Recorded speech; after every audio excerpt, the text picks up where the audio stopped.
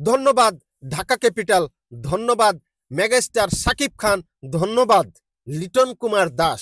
কেন ধন্যবাদ জানালাম সাকিব খানকে?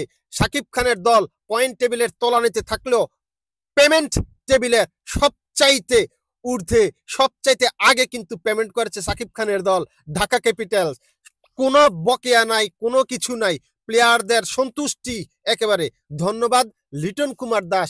এভাবে যে কামব্যাক করা যায়, এভাবে যে ফিরে আসা যায়, তার শতকের পরে আজকে আবার ৭০ রানের ইনিংসটা যেভাবে তিনি সাজিয়েছেন, এক কথায় অসাধারণ। দেখতে চোখের শান্তি লেগেছে। লিটন কুমার দাস যে ইনিংসটা খেললো সেটা অবিশ্বাস্য, অসাধারণ একটা ইনিংস। লিটন কুমার দাসকে কিছুদিন আগে জাস্ট যে ম্যাচটাতে সে ৫৫ বলে ১২৫ রান করেছিল, সেই ম্যাচের পরের ম্যাচটাতে হ্যাঁ, সে পরের ম্যাচটাতে হয়তো ১০-১২ রান করছিল। সেইখানে দর্শক তাকে ভুয়া ভুয়া বলে চিৎকার করেছিল, ভুয়া ভুয়া ধ্বনি দিয়েছিল, তাকে অপমান করেছিল। এটা নিয়ে আমি একটা ভিডিও বানিয়েছিলাম, বলেছিলাম যে প্লেয়ার হিসাবে লিটন দাস বাংলাদেশের প্রেক্ষাপটে অসাধারণ, বাংলাদেশের সেরা প্লেয়ার। তামিম ইকবালের পরে আমি যদি মনে করি মাহমুদুল্লাহ রিয়াদ, মুশফিকুর রহিম ওই ক্যাটাগরিতেই পড়বেন লিটন কুমার দাস। সেই লিটন কুমার দাসকে নিয়ে দর্শকরা যেভাবে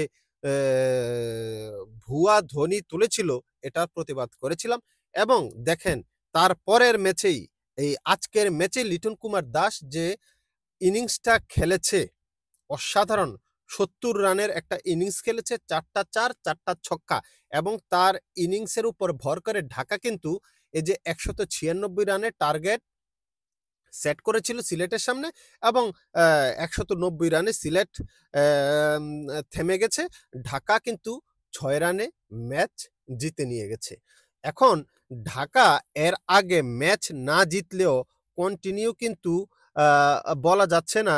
তারপরও একটা ম্যাচ জিতেছিল, একটা হেরেছে, আবার একটা জিতেছে। তার মানে ঢাকা এ পর্যন্ত ২টা ম্যাচ জিতে তাদের কিন্তু পয়েন্ট টেবিলে তাদের পয়েন্ট সংখ্যা হচ্ছে ৪। সুতরাং ঢাকার যে আরো ৩টা ম্যাচ আছে, ঢাকা যদি আরো ৩টা ম্যাচ জিতে যায় তাহলে কিন্তু ১০ পয়েন্ট হয়ে যাবে। এবং ১০ পয়েন্ট হয়ে গেলে পয়েন্ট টেবিল কিন্তু তছনছ হয়ে যাবে, উলটপালট হয়ে যাবে। যেই অবস্থায় এখন আছে সেই অবস্থা কিন্তু থাকবে না। সুতরাং ঢাকার এই জয়ের পিছনে টোটাল কৃতিত্ব কিন্তু ২টা ম্যাচেই লিটন কুমার দাসের। জিনিসটা খেয়াল রাখবেন, লিটন কুমার দাস এর যে ম্যাচে জিতেছিল সেইখানে ২৫৪ রান করেছিল ঢাকা। সেইখানে লিটন কুমার দাসের ১২৫ রানের ইনিংসটা মারাত্মকভাবে কার্যকরী ভূমিকা পালন করেছে। এবং আজকে এই যে ১৯৬ রানের যেই পাহাড় দাঁড় করিয়েছিল ঢাকা, সেইখানে লিটন কুমার দাসের এই যে ৭০ রানের ইনিংসটা কার্যকরী ভূমিকা পালন করেছে। সুতরাং লিটন কুমার দাস কিন্তু ছন্দে ফিরে এসেছে, সেটা আপনি বলতেই পারেন। কারণ একটা সেঞ্চুরি এবং ৩টা হাফ সেঞ্চুরি কিন্তু লিটন কুমার দাসের বিপিএলে এ পর্যন্ত হয়ে গেছে।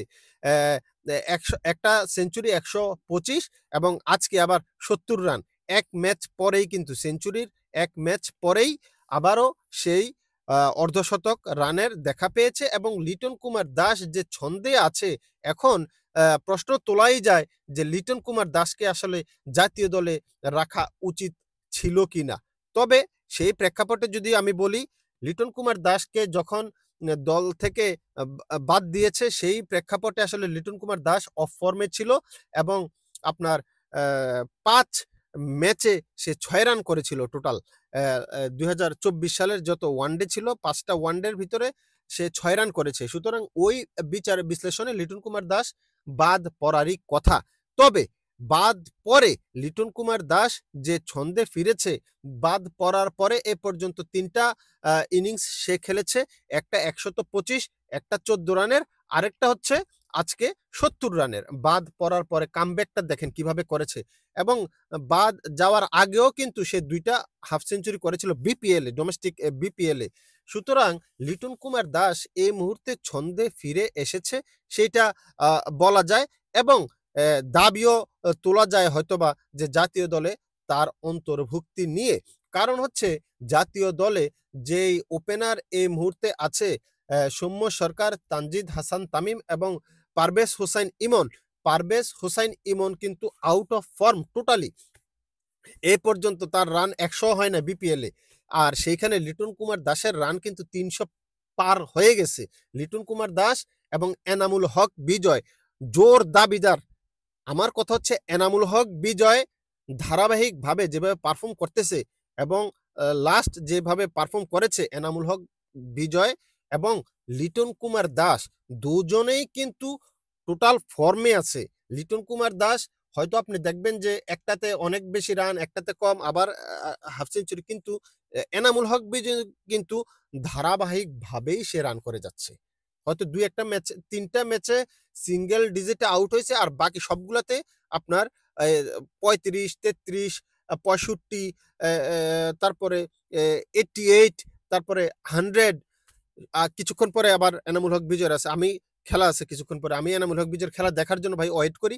লিটন কুমার দাসের খেলার জন্য ওয়েট করি। কারণ তাদের যে শটগুলা হয় ভাই চোখে শান্তি।